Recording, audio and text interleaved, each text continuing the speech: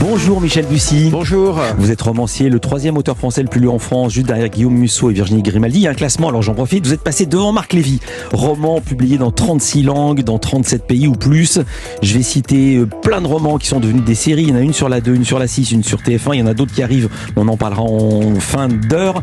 Votre dernier polar, je vais le citer également, Rien ne t'efface, déjà vendu à 250 000 exemplaires. Votre actualité, c'est un nouveau roman, Code 612, qui a tué le Petit Prince? C'est une question que vous posez, c'est aux presses de la Cité. Alors, Le Petit Prince, c'est celui de Saint-Exupéry, le roman le plus traduit au monde après la Bible, 318 traductions.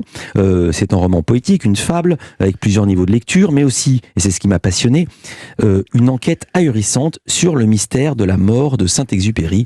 Vous dites, Michel Bussy, avoir accumulé de la documentation depuis 25 ans. Pour quelle raison, avec quelle idée derrière la tête, ou peut-être pas d'idée?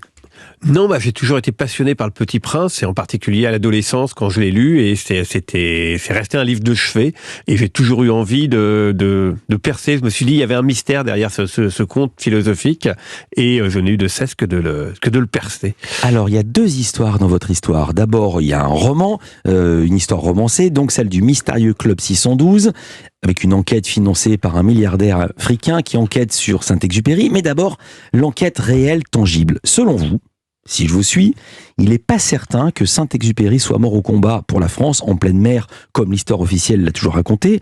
Vous dites qu'il avait annoncé que cette journée serait la dernière journée de sa vie, que ce serait en quelque sorte un suicide organisé, ou alors une disparition organisée. Et je précise aux auditeurs, auditrices, qu'on n'est pas du tout dans la théorie du complot. Vous prenez les faits un par un. Par exemple, je suis tombé de ma chaise. En 98, au large de Marseille, il y a un pêcheur qui retrouve dans ses filets, racontez-vous, une gourmette d'argent. On peut lire dessus la signature d'Antoine de Saint-Exupéry de Consuelo, avec une adresse à New York. Consuelo, c'est son épouse. Sauf qu'il y a un détail qui cloche. Personne n'avait jamais entendu parler de cette gourmette. Il n'est nulle part en photo avec cette gourmette à son poignet. Qu'est-ce que ça veut dire pour vous ? Oui, c'est vrai, c'est assez étrange qu'on retrouve cette gourmette. Alors déjà, c'est étrange de la retrouver au fond de la Méditerranée, parce qu'on imagine l'immensité de la Méditerranée. C'est un filet de pêcheur, il aurait pu la remonter. Oui, c'est vrai, mais quand même, par rapport à l'ensemble de la Méditerranée, ça semble déjà assez étrange. Ce qui semble étrange aussi, c'est de tomber sur une gourmette et il y a vraiment le nom de Saint-Exupéry. C'est-à-dire qu'on peut pas se tromper. C'est comme si on disait, regardez, c'est vraiment la gourmette de Saint-Exupéry. Et donc, effectivement, c'est beaucoup de choses étranges sur cette gourmette. Et effectivement, a posteriori, on a retrouvé que peut-être on aurait offert à Saint-Exupéry, son éditeur aurait offert une gourmette, mais personne n'en a entendu parler avant, à ce point que quand Bianco, le pêcheur, repêche cette gourmette, eh bien, on lui fait un procès. C'est-à-dire qu'il est accusé évidemment de mensonge, et effectivement, il est mis en procès. Et il sera réhabilité uniquement quand on trouvera l'épave de l'avion, et qu'à ce moment-là, il aura même la Légion d'honneur. Mais avant, longtemps, il a dû se défendre de sa bonne foi. Sauf qu'on n'a toujours pas retrouvé les photos de Saint-Exupéry avec la gourmette. Non, on n'a pas de preuves. Non, parce qu'on est en 98, le temps passe. Année après année, on aurait pu trouver une nouvelle preuve. Le jour de sa dernière mission, il est abattu. Vous dites c'est une coïncidence troublante. Il avait posé 2 lettres en évidence sur la table de son bureau. Là aussi, c'est un mystère dingue. La première pour sa femme, Consuelo. La deuxième pour sa maîtresse. Je sais pas comment on prononce vraiment. Il y a un tréma. Nelly de Vogue, on dit, ou de Voguet, ouais. Nelly de Vogue. Or, cette dernière est morte en 2003.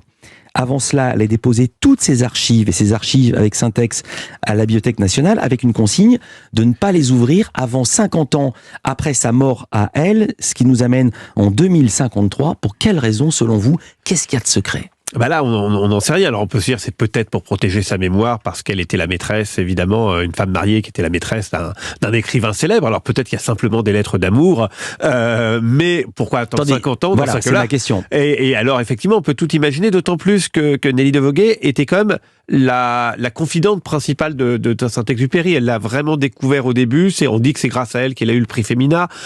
Ensuite, elle est retournée le voir pendant la guerre en Algérie. Donc, elle a quand même pris l'avion pour aller là-bas, ce qui est quand même... Et c'est elle qui a récupéré la valise dans laquelle il y avait effectivement toutes les notes et toutes les archives de Saint-Exupéry, en particulier Citadelle, qui sera son grand œuvre posthume. C'est Nelly de Vogue qui le publie. D'ailleurs, elle publie sous un pseudo, Pierre Chevrier, la première biographie de Saint-Exupéry, qui est quand même une biographie pour le moins romancé, qui fera de Saint-Exupéry une sorte de héros parfait.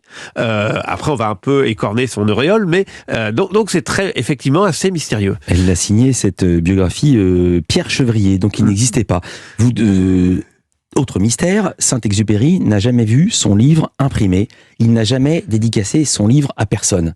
Oui, alors il avait un brouillon avec lequel il part en Europe, parce il l'a écrit aux États-Unis dans un moment de dépression. C'est ça, le Petit Prince est écrit pendant la Seconde Guerre mondiale, il faut le rappeler, à New York. Saint-Exupéry fait partie des expatriés et il est particulièrement déprimé. Et il repart, il est remobilisé pour la guerre au moment où le Petit Prince achève d'être publié. Il ne verra pas son ouvrage publié aux États-Unis. D'ailleurs, il ne parle pas anglais. Il va signer des pages de garde, mais il ne dédicacera aucun de ses ouvrages à personne. Ça n'existe pas.